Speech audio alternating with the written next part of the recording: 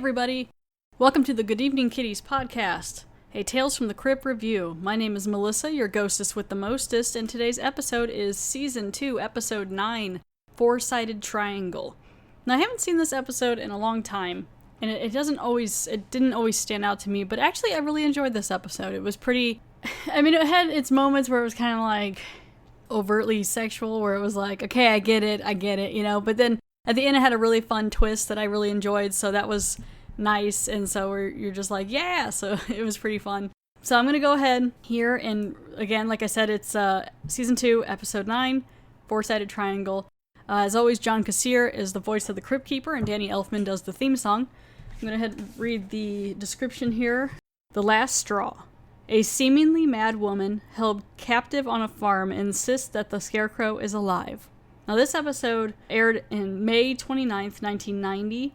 It stars Patricia Arquette, who you would know from TV's Medium and TV's Boardwalk Empire and many other things. It also stars Chelsea Ross, who has been in TV's Mad Men and the movie Major League, and Susan J. Blomart, who is also from TV's The Blacklist. The screenplay was written by James Tugan and Tom Holland, and it was directed by Tom Holland, who also directed the movie Thinner and Child's Play, and I believe he did another episode we already touched on for Tales from the Crypt. And this one opens up with the Crypt Keeper, and he's counting flowers off, or petals off of a flower, and he's dressed up kind of farm-like, and it's cute. He's got a little, like, strawish kind of hat and a little, like, a plaid button-up shirt, and he's, talking about love and flowers and how, how it wasn't worth it, there's nothing in it anyway. He even says opening up the show that it is like a tawdry tale, and this one is, and it's mostly because, as I'll get into it more, it's mostly because Patricia Arquette's character doesn't wear a bra like this whole episode, which I don't know if that was she just didn't want to, but it seems like it had a lot to do with the episode, and it just kind of stuck out a lot. Not that I have a problem with that, it's fine, but it was just like, I don't know, we'll get into it. So it starts the episode, and it opens up at a farmhouse, and Patricia Arquette is a young girl.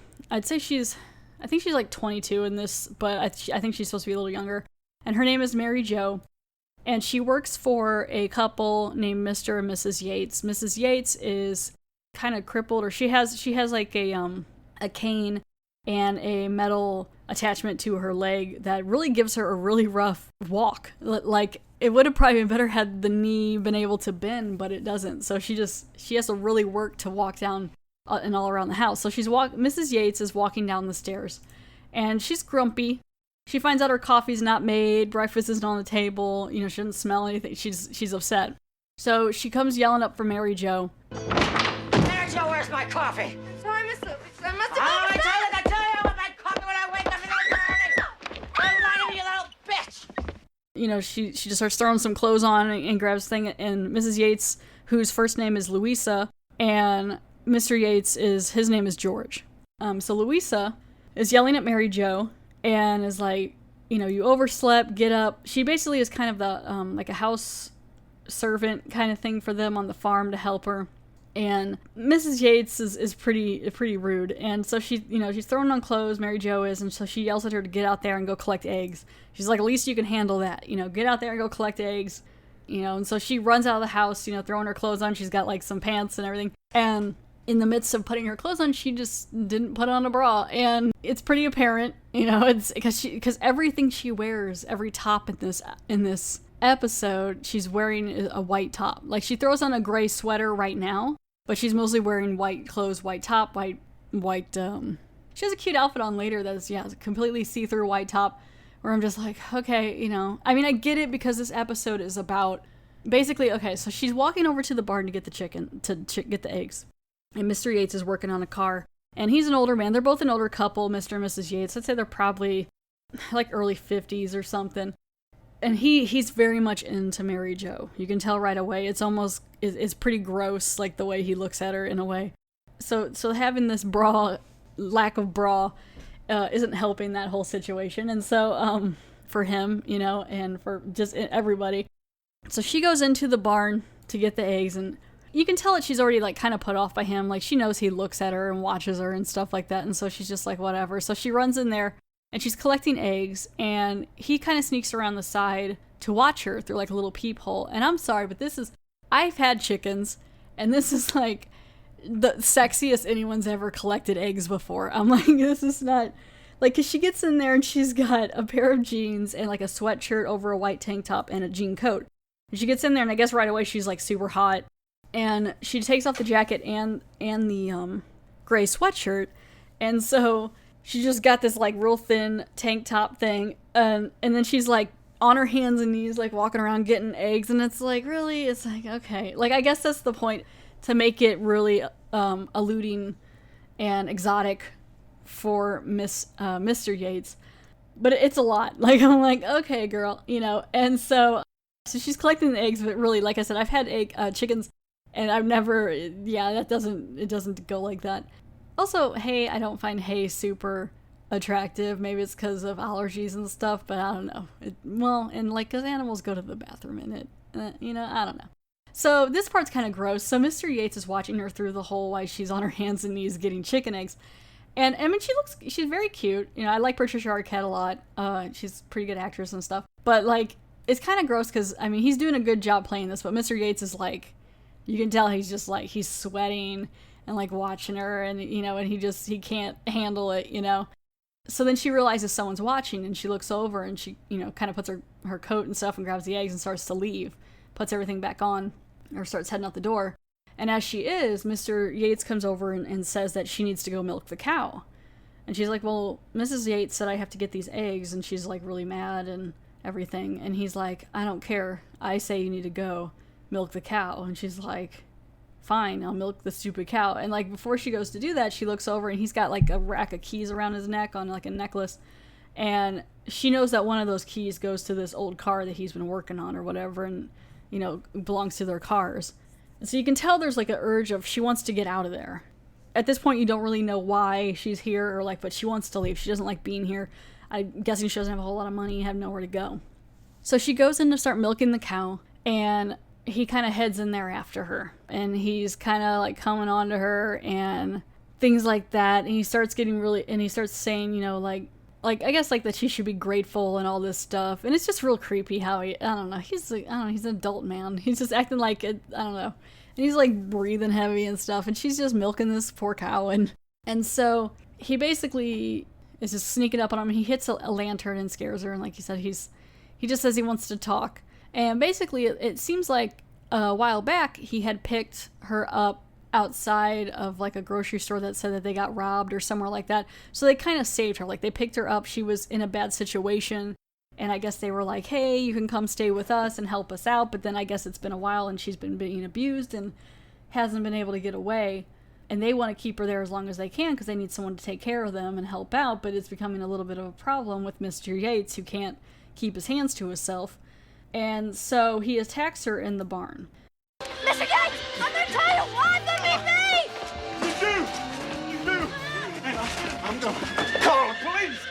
Tell them about how I picked you up running that night outside the stop and go when the owner was yelling about how he got robbed. Please, call the police. Call the police. I don't want to be anywhere but here. Oh, no. You come to this farm, little girl, you don't get to leave. Not ever. And she's trying to fight back, and she doesn't want anything to do with this, and he's, fighting her and stuff, and he ends up grabbing a beer bottle off the side of the window and hits her over the head, and she gets knocked out. And okay, that's what it was. Yeah, so she was outside of not a restaurant, but outside like a gas station, and the owner yelled about being robbed. So there's a good chance she robbed the place, and he was like her way out. But it seems like she's just a young woman in a bad situation and was trying to just, but somehow she ended up in this place to kind of hide out. And so she's been too afraid to say anything to like the police about, or like she was threatening to say something to the police about him attacking her right now. But then he would maybe give her away for the other thing. So she's kind of stuck. So he knocks her unconscious, and she's got this like blood all over her face. And then Mrs. Yates ends up hearing the screams, and so she comes running out, and she's like, Mary Jo, like, where's she at? And she heads her to the barn, and Mr. Yates is like covering her up with a bunch of straw and hay, and just like covering her up, like, it's fine, she won't see it, whatever. And so she gets over to the barn, and gosh, it's just, Mr. Yates comes out of the barn after covering her up, and he's just sweating, and he looks so guilty. Like, he's just so guilty, like, oh, I didn't hear Mary Jo screaming. What are you talking about? And Mrs. Yates, Louisa, is totally catching on. And then she noticed that there was some milk on Mr. Yates's coat and on his jacket. And so she's like, well, how'd you do that? And he's like, well, I guess I was milking the cow and I spilled some. And she's like, you don't milk the cow. Mary Jo milks the cow. So she like pushes past him, and she's looking for her, and I can't find her. And then they go to look, and like she's gone. So Mary Jo has gotten up kind of in a concussion like stupor, and she's walking through the cornfield. And so they're like, okay, well, we got to go get her, because, she's walking through the cornfield and everything. She's got a bad head wound. They don't want her to get away because they need the help. And there's like the best line here as they're leaving the barn. Mr. and Mrs. Yates are leaving the barn to go find Mary Jo. And Mrs. Yates is like, you don't kill the help, George. You beat him, but you don't kill him. Yeah, but she spilled the milk, Louisa. There's always more milk. There ain't always more help. and I was like, I love that. I love the fact that she's like, you don't beat the help, or you don't kill the help, you just beat them. It's like, really? It's not like she's hired help, or you shouldn't beat anyone anyway, but you know what I mean? Like, they head outside the barn and they see there's a bunch of blood, like, doing a trail towards the cornfield, so they know where she went. And so Mary Jo's out there in the cornfield, and she comes across this creepy clown scarecrow that's out on the rod thing out there on like a cross looking thing. And he's up there and he's got a creepy, like, happy kind of face. And she falls in front of him and she's kind of like looking up at him, and she ends up passing out. And so Mr. and Mrs. Yates catch up to her because Mrs. Yates jumps on his back and they walk through the cornfield because she can't walk very well. And they catch up with her, and Mr. Yates just kind of irritated me when he said, he was like, you know, when she comes to, because she's still alive, they're like, oh my gosh, is she dead? But she's still alive. And he's like, when she comes to, don't listen to what she said. You know, she had a brain injury, you know, and it's like, jerk, you know, you're the one who did. Don't act like she's, like, you can't, like, covering your ass or whatever for what you did to her. And so Mrs. Yates like, why? What's she gonna say, you know? And he's like, I don't know. And so they get her in and they bring her inside and like, fix her up and everything. And you know, they clean her up and she seems like she's doing okay. So now, you know, it's later that night and she's back in the kitchen, and of course she has, again, no bra on and a white sweatshirt, which I don't know why, it just bugs me, because it's like, I guess, I don't know. I guess because it makes it seem like she's being like a tease, or like he should be. I don't know. I also find it is like a little distracting in the episode if there is, like, wear a different colored shirt or so. You know, if she didn't want to wear one, fine. But the fact that this was on HBO and things like that, I have a feeling it was kind of more like she had to or something, but you never know, maybe not. Either way, boobs are boobs, whatever boobs. So now it's nighttime. Mary Jo's cooking them dinner, and Mr. Yates is at it again, coming over. Like, Mrs. Yates is somewhere else in the house, and he's coming over and, like, sniffing her hair and, like, you know, like, hugging on her and stuff. And she also here is wearing, like, a pair of really worn jeans where, like, part of her butt cheek is kind of showing, and it's like, why? Get this girl some clothes. Like, what the... And like I said, so he's hugging all over, and she's like, oh, no, stop. You know, stop being, you know... And he's like, I'm just trying to be friendly. And she's like, no, I already have a guy. And he's like, what do you mean you have a guy? And she's like, he's out in the field. He's my new man, you know, and one day he's going to make love to me, and he's my new man. And they're like, what are you talking about, you know? And he's like, you must have really hit your head really bad.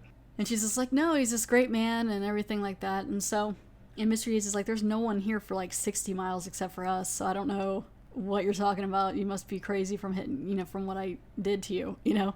And so she eventually sits down, fighting his advances, and he comes over and he starts to whisper, like, I'm really good in bed. And then as soon as he starts doing that, like, Mrs. Yates comes in like, what are you guys talking about? You know, and she's instantly like, she knows what's up. She knows how what her husband's doing in a way.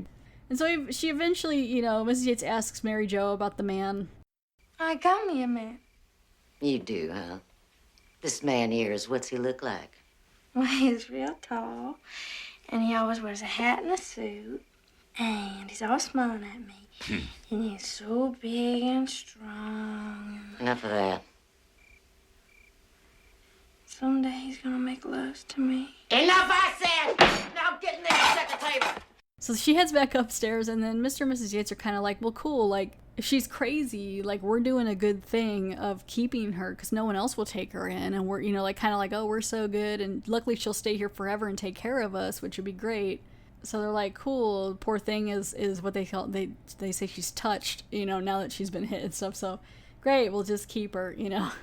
So it's later that night, Mr. Yates is in bed with Ms. Yates are sleeping, and he's having, dreams about Mary Jo and the chicken coop.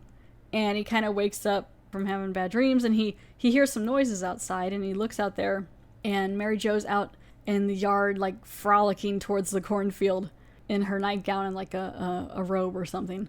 And so she heads out there to see her man, who is the scarecrow, that she is in love with, this creepy, happy scarecrow. And Mr. Yates is following her. And he comes up behind her, like, she's kind of, like, kissing on the scarecrow and, like, hugging on him and, like, oh, I'm so happy to see you, and I can't wait till you can come alive and be with me and all this stuff. And so he comes up and kind of grabs from behind her, and he's trying to, like, collect her, like, thoughts, like, He's not real, Mary Jo. He's just rag and straw and a pole stuck in the ground. He can't make love to you. Yes, he can. He will someday. I know he will. You listen to me, you little simpleton. He ain't no flesh and blood man. I am. I am. I am. she wants nothing to do with that, so she runs away. So he heads, I guess she just runs back to the house. So he heads back inside, and there's Mrs. Yates waiting for him, and she's like, where have you been? And he's like, oh, there's just a critter out there running around bothering the chickens. And then she hears Mary Jo laughing outside, and she's like, well, there's your critter. She's like, I know exactly what you're doing. And so she basically tells George, like, you better not be cheating on me. And he's like, I haven't cheated on you. And she's like, oh, I know you haven't. She's like, but if you do. You know what I'd do to you if I caught you cheating on me, don't you? Same thing you do to bulls when you want them to be steers. And I was like, all right. So she's pretty upset. She knows what's up. She calls him a fool. She says George is a fool. He's a stupid old fool. The next morning, he's out there working on a tractor, driving the tractor, and Patricia Arquette comes out. And she's in a cute outfit. It's like this cute, like I think it's like a denim-y skirt or something, and like a white button-up top. Again, see-through, no bra. But it is a cute outfit. It's very farmy. I like it. It's cute. And she's out there, and she's kind of being sweet to Mr. Yates and kind of like, just like not even mentioning like what happened last night, and just like, yeah, I wore this outfit for my man and he's gonna like it. And so he's just kind of patronizing her, like, or just kind of like, sure, honey, like, cause, he's like, she's crazy, sure. And so later, after all this, that night again, he's having dreams about being with her. He kind of gets this idea, and so she's running out into the wood. Like later that night, Mary Jo's running back out into the woods. I think I'm assuming like every night she wants to go out there now. It's been a couple nights to go see her scarecrow man. So she's out there in her white nightgown, and she's got like some streamers on, or like a scarf and like a little bow in her hair, like a Christmas bow, and she's like hugging all over the scarecrow and stuff and kissing on him, and then the scarecrow starts to come off the cross and like hugging on her, and she's so excited, and they're making out, and she's so excited that he's actually alive, he's actually there for her.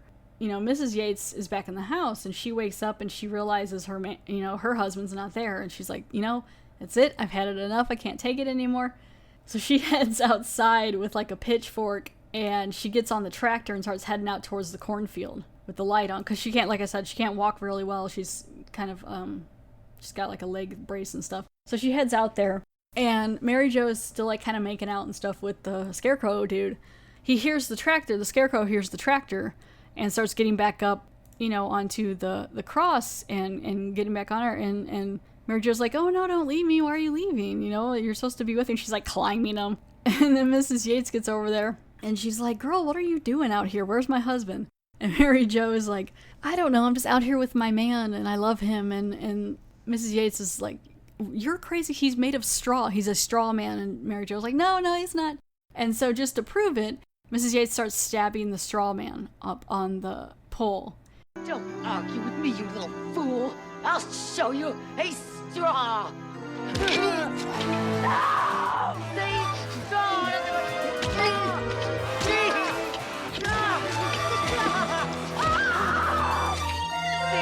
Nothing but straw.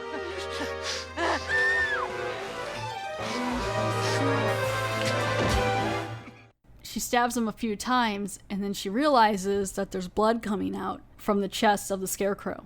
And so you realize that Mr. Yates came up with the bright idea to go dress up as the scarecrow. It is a little clever, but it's still like kind of weird. He decides to dress up as the scarecrow, get on the pole, and then he was gonna, do things with her, and then he got interrupted, not thinking his wife would realize he was in there. And so she stabs it and realizes she had just killed her husband. And he starts falling off the pole, and she starts calling him like, you old fool, you stupid old fool, I can't believe you did this, I just killed you.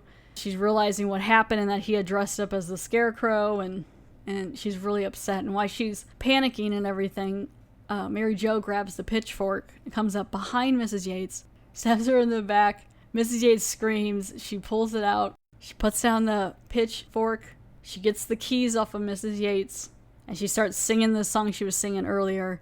Pot pie and I don't care. I'm free at last. Chicken pot pie and I don't care. Chicken pot pie. She's like, I'm free! And just like leaves her little Christmas bow and takes off running towards the truck. It's easy to see here the twist, which is really fun. She was faking it all along. She wasn't crazy. She had set this up, she's like, I'm free at last, woohoo! She's so excited.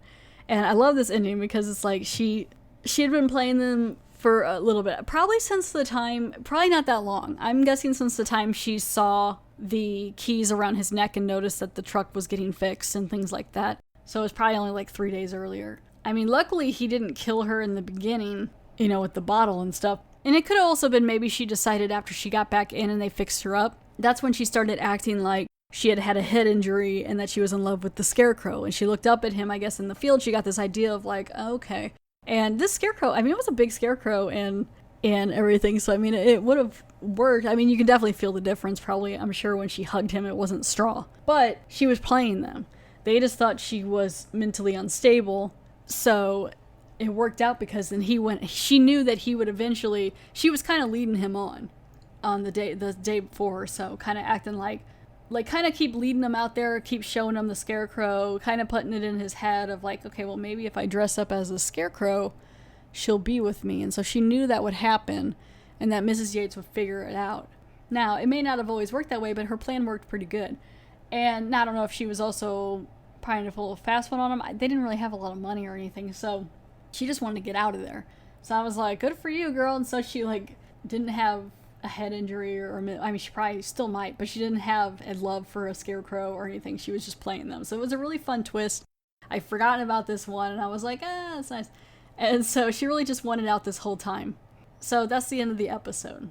So then it cuts to the Crypt Keeper and he's wearing the creepy clown mask from the Scarecrow and talking about everything that happened and stuff. And he's still got the little cowboy get up he's got a pair of overalls and things on. Crypt Keeper. You're so punny. So the best Crypt Keeper pun is, that young lady certainly knew how to make her point. And just when George was going to reward Mary Jo for all her hard work with a big bonus. Now that is definitely not what you call safe sex. that, I get it, point, because of the pitchfork, but there's some of the stuff in this one was a little sexual and innuendos and stuff on this one. He had fun with this one. But yeah, so that was the end of the episode. That's the end of season 2, episode 9. There's no trivia for this one. And the next episode will be season 2, episode 10, the ventriloquist dummy. So yeah, so thank you for listening to the Good Evening Kitties podcast. If you want to reach me, you can email me at goodeveningpod@gmail.com. You can also check me out on Stitcher, Google Play, iTunes, Podbean, and Podbay. And if you would like, rate, review, subscribe, it's the Christmas season right now, and I'd really like some 5-star reviews on my iTunes for Christmas. So if any of you else want to do that, that would be amazing. And again, thank you for listening.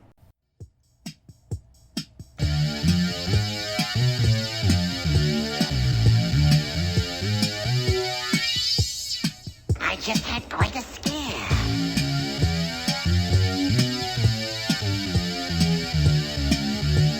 I actually thought my heart was